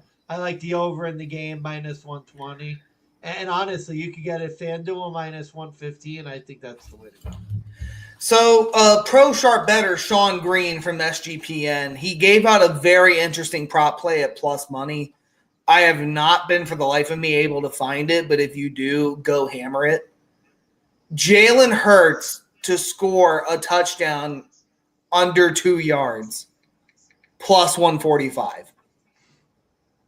So basically, it's a goal line tush push is what you're betting on. You're betting on a goal line tush push to happen. If you can find it, go hit it. I'm with you. I'll take Jalen Hurts my first touchdown as well. Not first touchdown bet, but like my first player to get a touchdown. Jalen Hurts. For the exact reasons you gave too. Chiefs they play war of attrition. They're going to kill clock on defense. I think this, to me, feels like a goals. This feels like a goal line kind of play. In the first Super Bowl played too, Jalen Hurts had a 4-yard touchdown in the second quarter, 1-yard touchdown in the first quarter. He had a 2-yard run in the fourth. So he literally ran 3 of them in the last Super Bowl he played. And I want to say he ran one in the last time he played against Kansas City as well. So you're kind of, in a way you're paying a tax, but really you're not. You're actually kind of getting a cheap discount. If you ask me, I think you're getting really good money. So that's the first play. My second play and my DraftKings king of the end zone play to get the longest touchdown in the game. A.J. Brown plus 170. Oh, interesting. So, again, this plays into your handicap of what do you do if they stop Saquon? Well, they're going to throw. Either they're going to double team Smith or they're going to double team Brown. And I have a feeling what's going to happen is Brown will win this by getting like a 20 to 30-yard touchdown. I don't think it's going to be like a 70-yarder. I don't think Xavier Worthy or Juju Smith-Schuster or any of these guys are going to break off for a long one either. I don't even think Travis Kelce, as good as he is, like he'll get like a really long reception, but I don't think he's going to get a really long touchdown. This, to me, seems like you get within the 25-30 range, A.J. Brown wins this as your king of the end zone play. And at plus money, plus 170, A.J. Brown, I think, has scored in 4 of his last 5, if I'm not mistaken. I'm going to pull up his stats real quick. 4 of his last 7, he scored a touchdown too. With his longest being 21, 45, 20, 10, 9, and 31. So, kind of makes sense, but those are games that the Eagles, for a majority of the factor, they did win. If I want to play an Eagle for longest touchdown, I think it's A.J. Brown or nothing.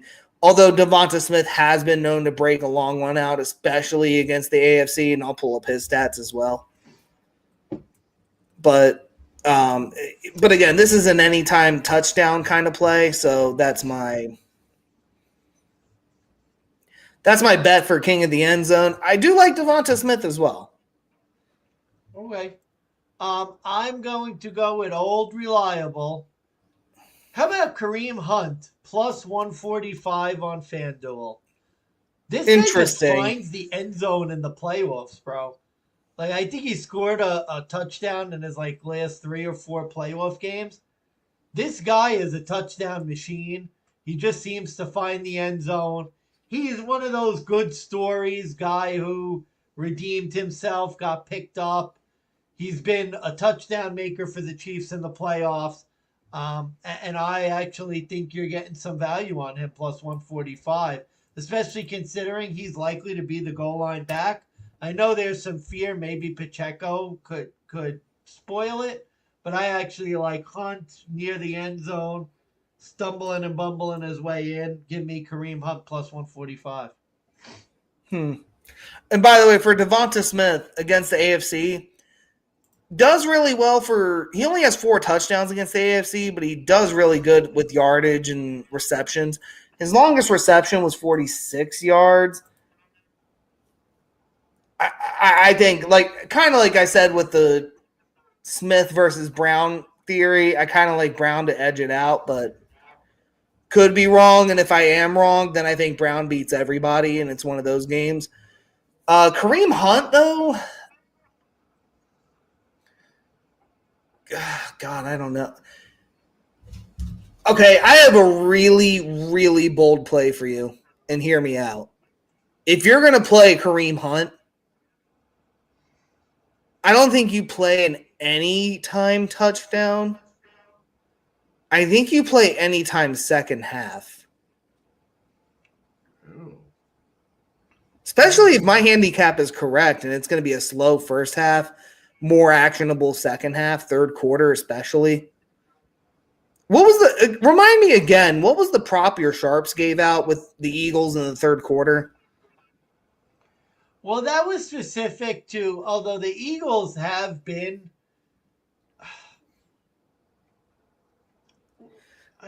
Just remind me what it was. Let's start with that. What it was last week, though, was specific to the spot.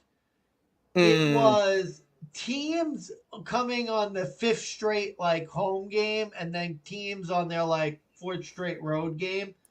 The third quarter was the only quarter where they were net even.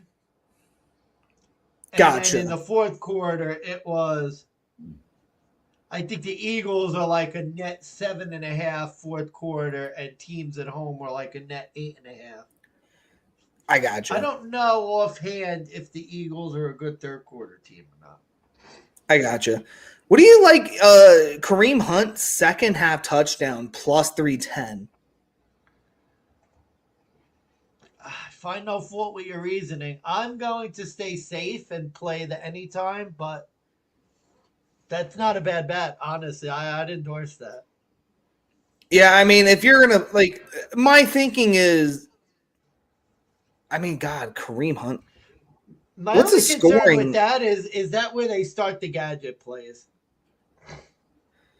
Yeah, I don't know. I'd have to look at Pro Football Reference. When. Really, it's when did Kareem Hunt score?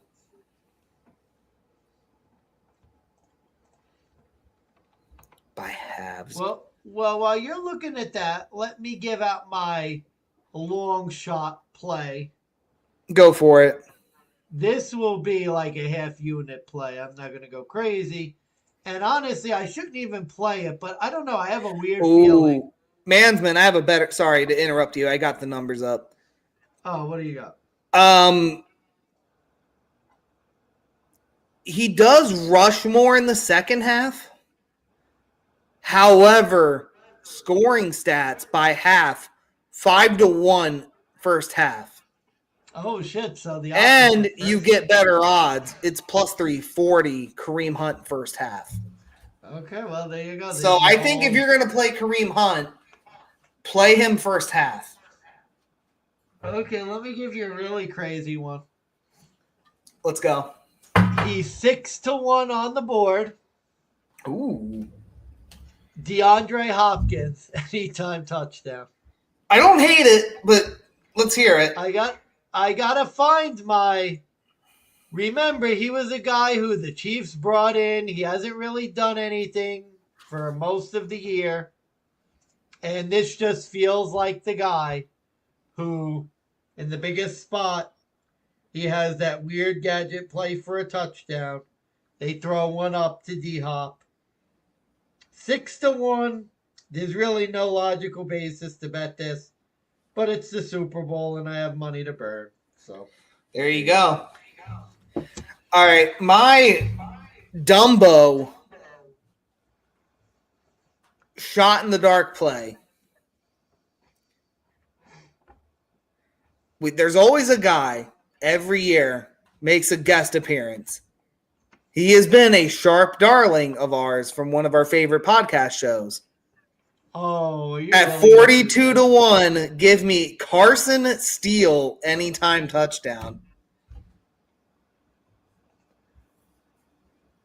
Would it not be funny to see the Chiefs and the Eagles with the Chiefs on the goal line get stuffed on 3 straight tush pushes, and then they just bring in Carson Steele?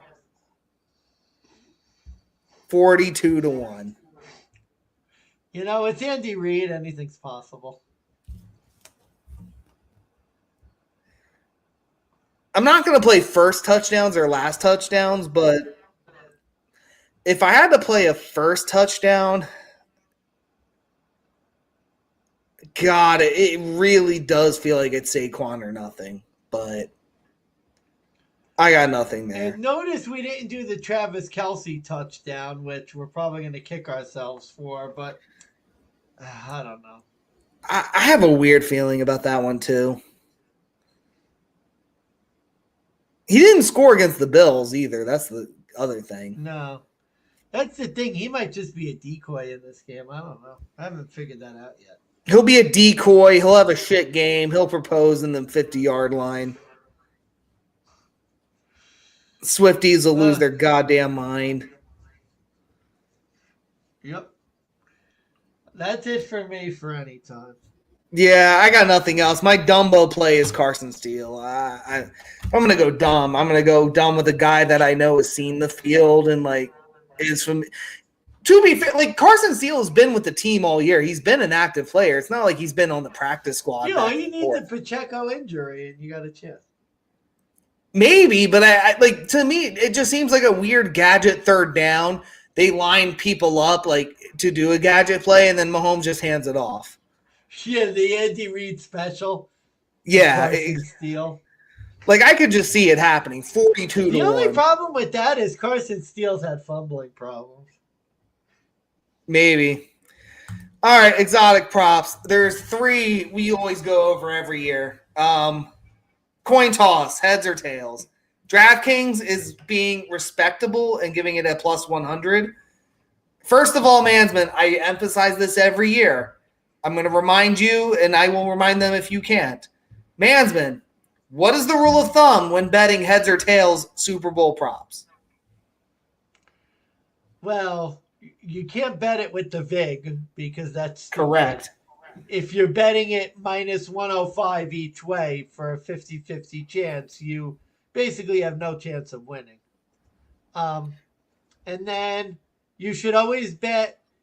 My thinking is you always bet tails because the head side is heavier. So tails actually has a physical advantage. And is there any – can you look up any stats real quick? What is it with heads and tails? Isn't tails like a popular – or isn't it statistically, too, that tails actually tends to hit? Yeah, because the head side is heavier.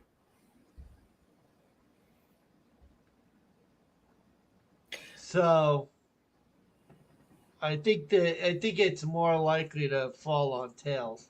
And isn't there like I haven't even looked this up yet, but isn't there a stat with like the coin toss winner versus loser? Like, doesn't the coin toss winner lose the game? Or the coin toss loser wins? Didn't that change last year? I think it did. Fucking Chiefs.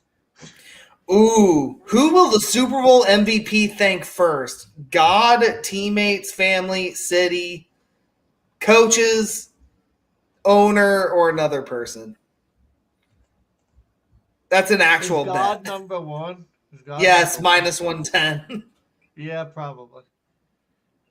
Will there be a scoregami? Yes is 25 to 1. No thanks. What I want is they should do one. Will anyone mention the president? Trump, you. I don't Trump's see gonna be anything.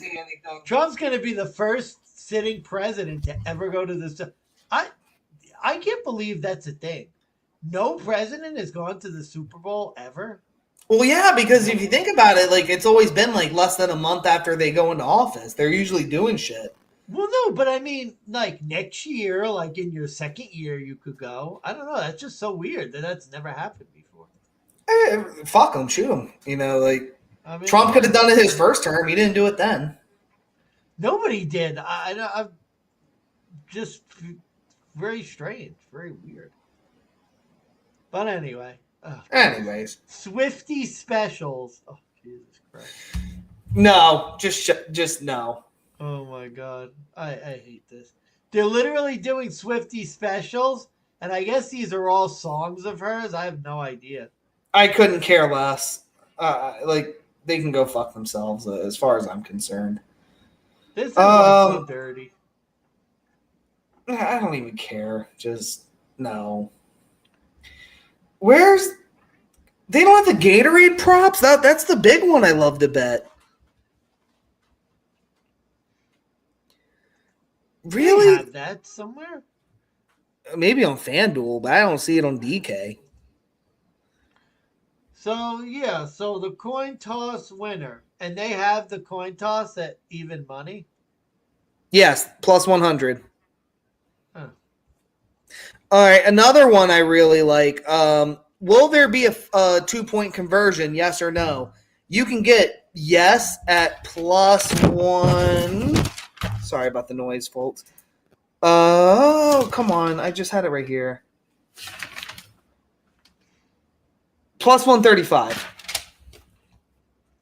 For yes? Yes, for a 2-point conversion to be successful. My thinking is you bet on the betting exchange where yes is plus 230. Get the fuck. God. I can never win. I can never win these things. Don't worry, you'll win. Sorry, plus 180 is where I bet it at. I think it went down. Jesus Christ, they're hammering that. Yeah, no, successful 2-point conversion. Because I think if the Chiefs are down tremendously or the Eagles are down, they're going to go for 2. Like, if this game, for whatever reason, is a blowout, they're going to go for it, and they'll probably get it. What do you think about this 50% profit boost?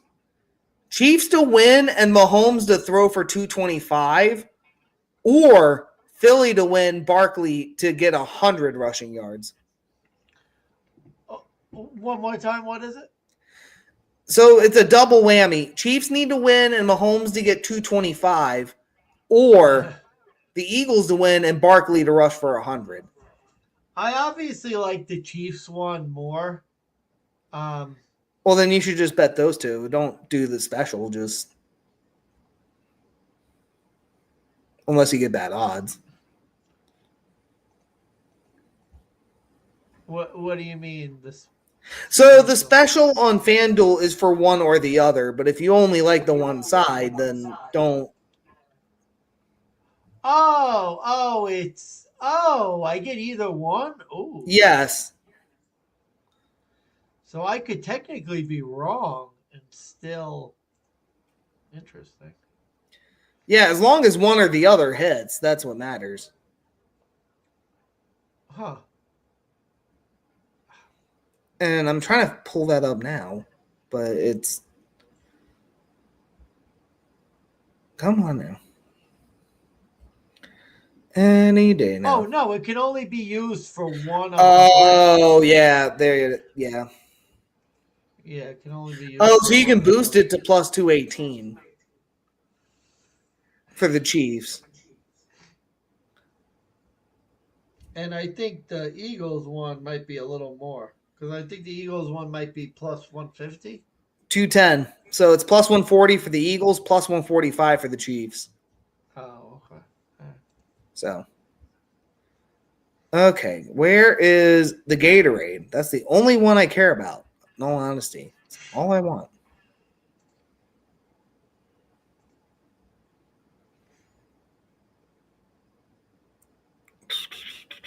Come on. Coin toss your way. I don't. Come on. Are they really not allowing Gatorade bets anymore? Can you find anything? Hold on.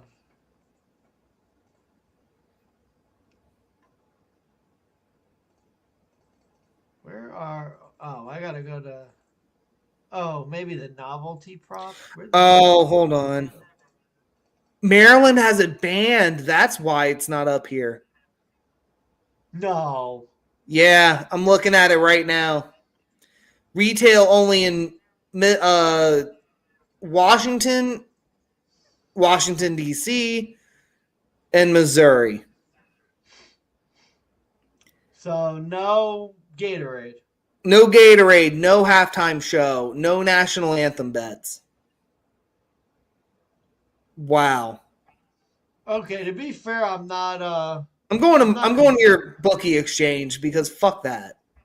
Oh yeah, by the way, the bookie exchange, lime green minus 240, red pink plus 455, purple plus 205, orange is 380, I like blue orange. 740, clear water plus 800.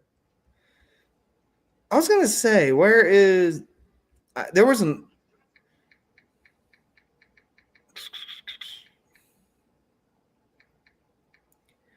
let's see here. Where are the numbers?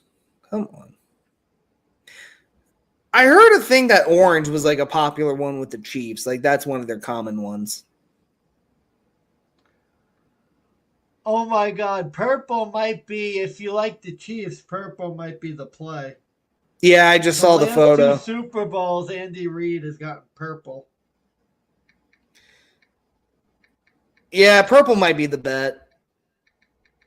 Plus 200. Yeah, looks like I'm going to be joining another betting exchange. And, oh, it's a peer. Oh, okay. I see what this is. All right. So we went the coin toss. I like purple for the Gatorade. Orange is another good bet, in my opinion. Mansman, any other novelty props, anything crazy out there that you want to throw out to the people? Oh, geez. No, I tend not to like the crazy props myself. I think we covered. I think we covered the ones I want to hit on.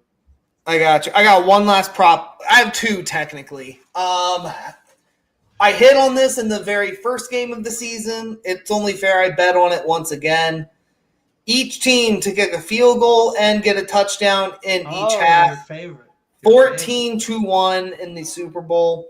It was one field goal away last year, or not last year, 2 years ago, the last time these two teams played. They were only a Harrison and Bucker field goal away.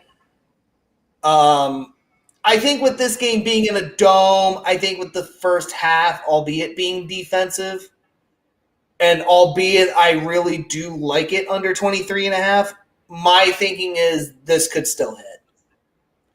It could be 10-10 going in the half. It could be 9-10 with a touchdown and a safety, or a touchdown and a missed extra point with a field goal. Could be. That's prop one. I really like. There's a lot of the other ones that are familiar with. A lot of the popular ones I saw was a rushing and a passing touchdown in each half. The only reason I don't like that is because of the Saquon factor. And honestly, the Chiefs too. Like the Chiefs in the second half, they tend to throw. They don't really tend to run the ball as much. Second prop is a kicker prop, and it's Harrison Butker over 7.5 points at, I think, minus 110.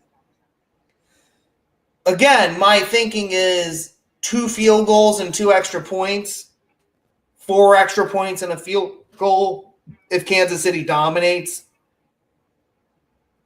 I think 7.5, albeit a good number, I think he hits the over no problem, especially with it being a dome game. Jake Elliott, why do I not like over 6.5? He tends to miss a kick or two every fucking week. And that's the one that could fuck you at the end of the day. Like, he could get exactly 6. He could get 3 extra points, 1 field goal. He could get 2 field goals, no extra points. Could be one of those weird games. I don't trust Jake Elliott as far as I can. But those are my final 2. In terms of like novelty props and out there. So okay, I'll give my last one because I just played a half unit on it. It's something that I've liked for a while.